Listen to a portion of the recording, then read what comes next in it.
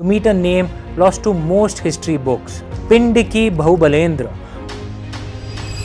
He was a son of the soil, fighting for his people's rights, dignity and freedom. Imprisoned at Barabati fort, he orchestrated another daring escape, this time swimming across the swollen Kathajodi river while still in chains. The British placed a bounty on his head, but Pindiki continued to elude them. He inspired ordinary villagers to join the cause, spreading the spirit of resistance across Khurda.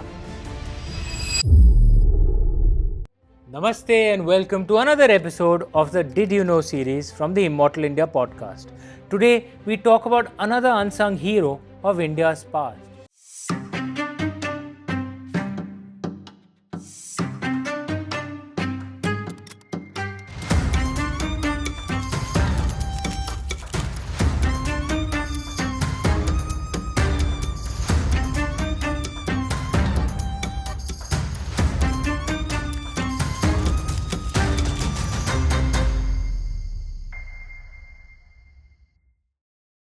Let's journey to the heart of Odisha to meet a name lost to most history books, but one that echoes with courage, rebellion and sacrifice.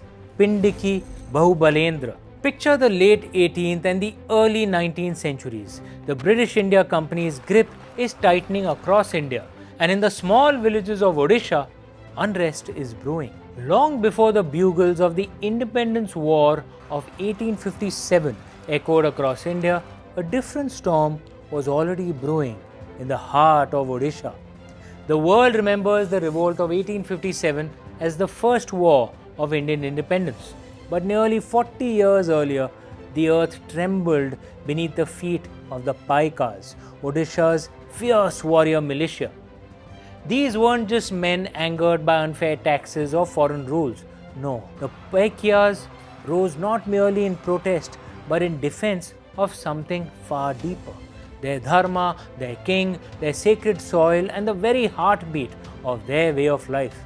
Their swords flashed for honor, their voices thundered for freedom, and their rebellion was a war trumpet that would echo through history long before the rest of the nation awoke to the dream of liberty. Among the many who rose against this foreign rule, one man stood out, Pindiki Bahubalendra, a local commander known as Dale in his village of Daruthenga, Khurda. Pindiki Bahubalendra was born in 1768 into an Odia Hindu Khandayat family, a community known for their martial traditions but not for wealth or privilege. His early life was marked by simplicity, hard work and a deep connection to his land and people. He rose through the ranks, earning the respect of the Gajapati ruler of Khurda, eventually becoming a local military leader. Bahubalendra's story is inseparable from the Paika Rebellion of 1817, often called the First War of Independence in Odisha. The Paikas, traditionally warrior peasants, were being stripped of their lands and dignity by the British. Pindiki joined Bakshi Jagabandhu in his fight against the Britishers, and alongside other leaders like Krishna Chandra Brahmarbar Ray and Gopal Chotre, who led guerrilla warfare operations across Khurda and beyond, striking fear into colonial hearts.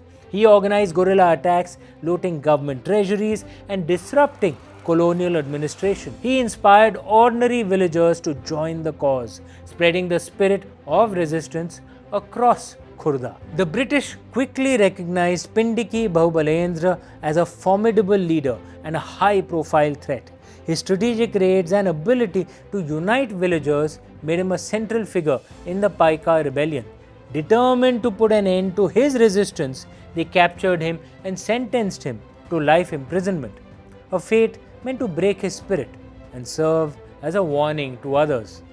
But Pindiki's resolve was unshakable. His first escape from British custody became the talk of the region. Despite being heavily guarded, he managed to slip away from prison using his knowledge of the local terrain and the support of sympathizers. This escape was not just a stroke of luck, it was a testament to his resourcefulness and courage. Undeterred by the risks, Pindiki returned to the fight almost immediately. he joined his fellow rebels, organizing new attacks and inspiring others to resist the British rule. His repeated ability to evade capture frustrated the British authorities, who saw him as a symbol of defiance. Pindiki's second capture was a result of betrayal by a trusted friend, Dhruva Harichandan, who handed him over to the British after drugging him during a meal. Even then, Pindiki's spirit did not falter. Imprisoned at Barabati fort, he orchestrated another daring escape, this time swimming across the swollen Kathajodi river while still in chains. This feat was so remarkable that it became a local legend, further cementing his reputation as a hero who could not be contained.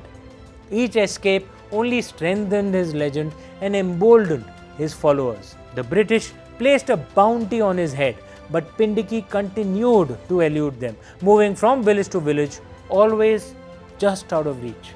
His repeated returns to the battlefield, despite capture, imprisonment and betrayal, became a defining part of his legacy, inspiring future generations to value resilience and courage in the face of overwhelming odds. Despite his leadership and martial prowess, Pindiki Bahubalendra never sought personal glory. He was a son of the soil, fighting for his people's rights, dignity and freedom. His life was marked by humility, loyalty and a relentless spirit that refused to bow to oppression. In his final days, Pindiki moved between villages to avoid capture. The British placed a bounty on his head. When soldiers finally caught up to him in Baranga, he chose to fight rather than surrender and was killed. Pindiki Bahubalendra's story is one of courage, betrayal, resilience and sacrifice. He fought the British early in their brutal regime, escaped captivity not once but twice, and died a martyr's death rather than submit to foreign rule. Today, his name may be forgotten by many, but his spirit lives on in the annals of India's struggle for freedom.